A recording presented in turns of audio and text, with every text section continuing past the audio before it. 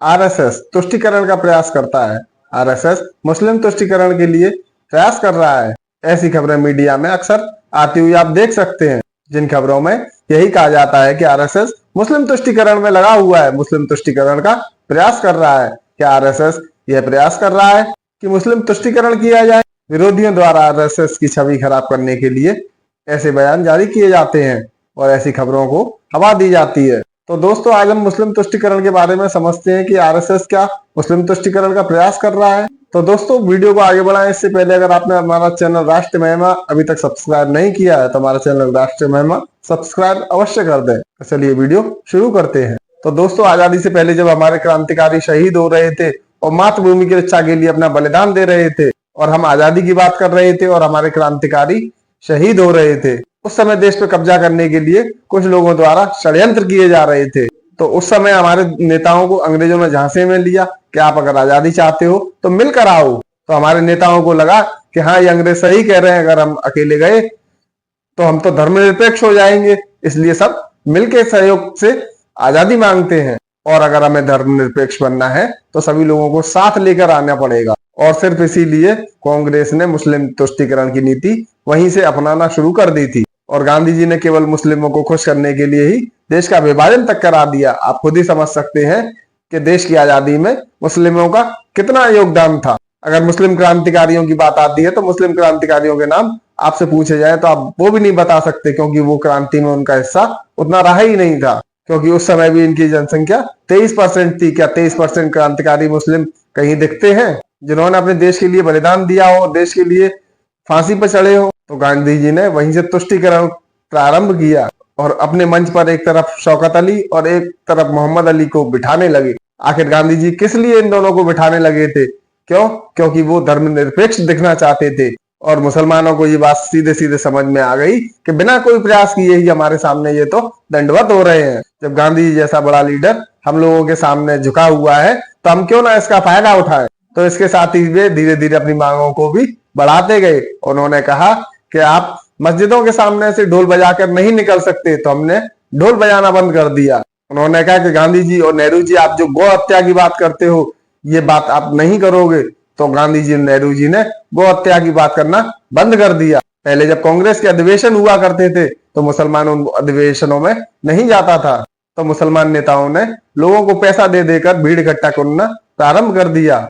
तो लोग भी भीड़ बढ़ाने के लिए कि हमें तो पैसा मिलेगा ही, तो भीड़ बढ़ाने चलते ही हैं। सम्मेलनों में पहले गुरु गोविंद सिंह जी, छत्रपति शिवाजी और महाराणा प्रताप की चित्र लगा करते थे और ये तीनों महापुरुष भारत के ऐसे महापुरुष थे जिन्होंने मुगलों के दांत खट्टे कर दिए थे और कभी भी उनकी गुलामी स्वीकार नहीं करी थी। तो वहां पर मुस्लिमों ने इसका भी विरोध किया कि आप इनकी फोटो लगा के सम्मेलनों में नहीं बुला सकते हम लोगों को।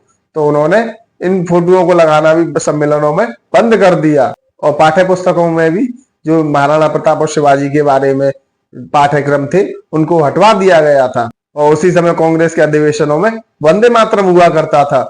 तो इन्होंने कहा कि आप वंदे मातरम नहीं कर सकते। खुद मोहम्मद अली जिन्ना ने एक सम्मेलन में खड़े होकर और इसका विरोध किया था कि ये हिंदुओं का है वंदे मातरम, तो इसे मुस्लिम नहीं गाएंगे और ये हमको स्वीकार नहीं है। तो उस अधिवेशन में जब वंदे मातरम हुआ तो ये सब लोग वहां से बाहर चले गए और वंदे मातरम पूरा होने के बाद अंदर आए। तो फिर नेहरू जी और गांधी जी ने विचार किया कि अब ऐसा करते हैं कि हम वंदे मातरम अपने अधिवेशनों में गाएंगे ही नहीं, और अगर गाएंगे तो अंत में गाएंगे, और अंत में अगर गाएंगे तो मुस्लिम लोग तो पहले ही वहां से चले ही जाएंगे। तो आप गाते रहिए, किसके लिए गाएंगे वंदे मातरम, वो तो चले ही जाएंगे, आप गाते हो तो गाते रहो। और साथ ही ये कहा कि पूरा 8 कड़ियों का वंदे मातरम नहीं गाएंगे, हम केवल 2 कड़ियों का वंदे मातरम ही गाएंगे। आप समझ सकते हैं कि वंदे मातरम उस समय क्रांतिकारियों के लिए कितना बड़ा जयघोष हुआ करता था। वंदे मातरम सुनते ही क्रांतिकारियों में जोश अपने आप भर उठता था और अंग्रेज जैसे ही वंदे मातरम सुनते थे तो उनका खून खौल उठता था। मुंह से वंदे मातरम का जयघोष करते हुए एक हाथ में भगवत गीता और दूसरे हाथ में भगवा ध्वज लिए हुए क्रांतिकारी फांसियों पर चढ़ा करते थे। ये हमारे क्रांतियों की शान हुआ करती थी कि हम वंदे मातरम बोलते ही रहेंगे। तो इन्होंने अधिवेशनों में वंदे मातरम छोड़ दिया और उसके बाद कहीं भी इन्होंने वंदे मातरम नहीं गाया। वो बोलते थे कि ये तो हिंदुओं का नारा है, केवल हिंदू ही बोलेंगे वंदे मातरम, हम वंदे मातरम नहीं बोलेंगे। फिर उसके बाद इन्होंने कहा कि हमारे को भगवा झंडा स्वीकार नहीं है, ये भगवा झंडा हमारे धर्म के खिलाफ है, हमको ये भगवा झंडा स्वीकार नहीं है। तो फिर गांधी जी ने उसमें हरा रंग डलवाया और किसी ने कहा कि इसमें सफेद रंग, अंग्रेजों भी यहाँ पर है तो अंग्रेजों का सफेद रंग भी डाला जाए। इस प्रकार तीनों रंग को डालकर और उसको तिरंगे का रूप दिया गया। तो दोस्तों एक चीज और बताना चाहूंगा कि भारत में ये जितने भी मुस्लिम हैं ये कहीं ना कहीं पहले हिंदू ही थे।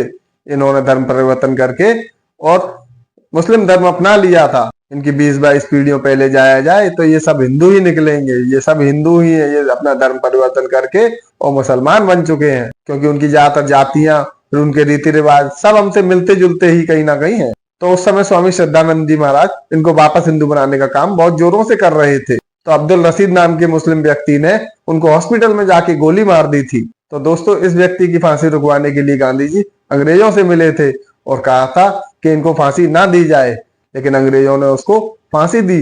तो उसकी फांसी के बाद गांधी जी उसकी श्रद्धांजलि सभा में भी उपस्थित रहे थे। और दूसरी तरफ जब भगत सिंह, राजगुरु और सुखदेव जी को फांसी दी जा रही थी उस समय गांधी जी से कहा गया था कि आप अंग्रेजों के पास जाइए, तो इन्होंने मना कर दिया था कि नहीं, मैं अंग्रेजों के पास नहीं जाऊंगा, भगत सिंह ने गलत किया है, उन्होंने आतंकी गतिविधियों को अपनाया है तो उनको फांसी मिलनी ही चाहिए। उन्होंने उस समय भगत सिंह की फांसी के लिए कोई भी प्रयास नहीं किए थे। और आपको बता दें कि मोहम्मद अली जिन्ना भी पहले एक राष्ट्रवादी था, लेकिन जिन्ना कभी भी ना तो कभी मस्जिद जाता था और ना कभी कुरान पढ़ता था, और इसने भी गांधी जी के खिलाफत आंदोलन का विरोध किया था। तो इसने सोचा कि जब मैं राष्ट्रवादी हूं तो गांधी जी, नेहरू जी मुझे पूछ भी नहीं रहे, क्यों ना मैं कट्टर बनूं। अगर मैं कट्टर बन जाऊंगा तो गांधी जी और नेहरू जी मुझे अपने साथ रखेंगे और मुझे बढ़ाएंगे। और इसीलिए कट्टर बनने के बाद उसने कहा था कि या तो आप हमें पाकिस्तान दीजिए, नहीं तो हम खून की नदियां भारत में बहा देंगे।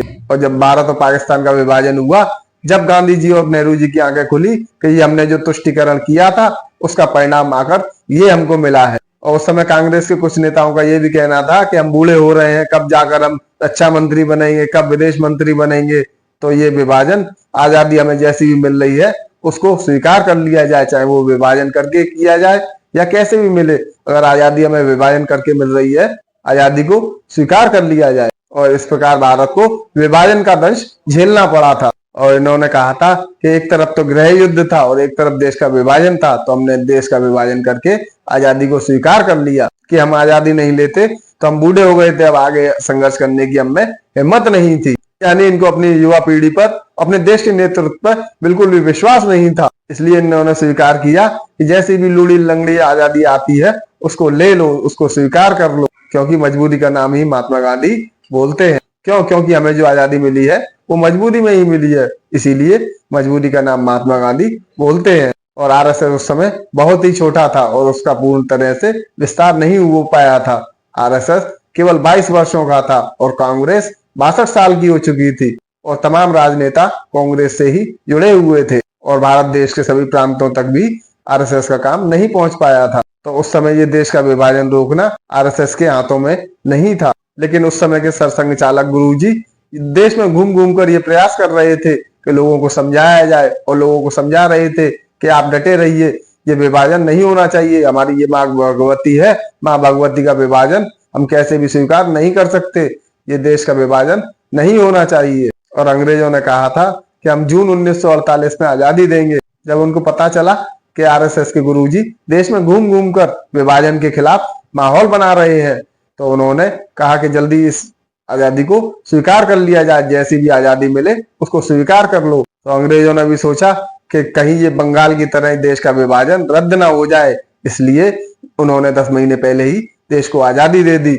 और विभाजन करा दिया। और जितने भी हिंदू थे उन सबको बचा कर लाने का प्रयास आरएसएस के गुरुजी द्वारा किया गया था और उनको बचाया गया था। और आरएसएस के गुरुजी ने अपने स्वयंसेवकों से कहा था कि जब तक एक भी हिंदू परिवार वहां पर है, जब तक आप लोग वहां से हटना नहीं, और जब तक वहां से एक एक परिवार को, एक एक हिंदू को वहां से ना ले आओ, जब तक आप बराबर डटे रहना। तो आरएसएस ने उस समय उनको वहां से लेके आने की, उनकी सुरक्षा, उनको खाने पीने की व्यवस्था, सारा इंतजाम करके उनको वहां से लाने का कार्य किया था। तो दोस्तों अब आप अच्छी तरह से समझ ही चुके होंगे कि तुष्टीकरण का प्रयास और तुष्टीकरण आखिर किया किसने है। आखिर जो आरएसएस पर जो आरोप लगाए जाते हैं वो बिल्कुल ही बेबुनियाद लगाए जाते हैं, क्योंकि तुष्टीकरण हमेशा से कांग्रेस ने किया, और कांग्रेस की ही नीति में तुष्टीकरण रहा था और हमेशा से तुष्टीकरण का प्रयास और तुष्टीकरण करते ही चले आ रहे हैं। उसी प्रकार वो आज भी यही करने का प्रयास लगातार कर रहे हैं। तो दोस्तों ये थी तुष्टीकरण की छोटी सी जानकारी। अगर जानकारी पसंद आई हो तो वीडियो को लाइक कीजिएगा, साथ ही अपने दोस्तों के साथ शेयर अवश्य कीजिएगा।